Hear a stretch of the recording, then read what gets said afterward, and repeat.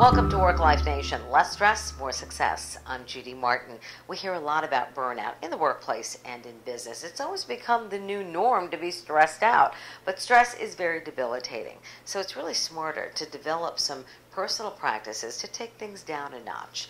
I recently spoke with Dr. Joan Borysenko. She's a Harvard-trained scientist and psychologist, the author of Fried, Why You Burn Out and How to Revive. Here's some tips from her. The economy really is stressing people out because it's such a tremendous time of change. We really don't know what jobs will remain available. We know that some jobs they're not happening anymore. They've been taken over overseas or by internet, or there's a forced reduction in the workplace. That leaves people in a process of change, and really a rite of passage where the old has, stopped functioning the way it does, and we haven't seen the future that wants to emerge. So we're in that place between no longer and not yet. That means that workers and all the rest of us need to learn the skills of resilience in order to get through this time. Unless we have those skills of getting through the unknown, what happens is that we end up fried. And worse, fried progresses into depression. We lose our motivation and our creativity at just the time when we all need that the most.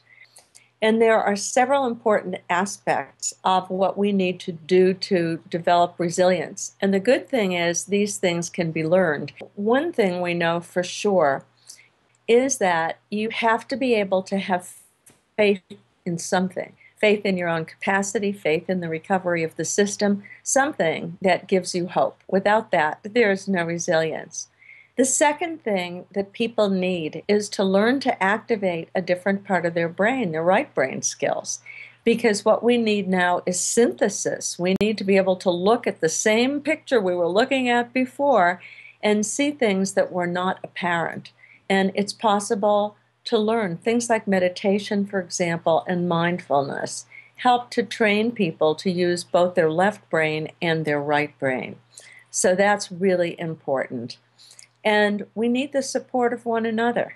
Social support turns out to be incredibly important.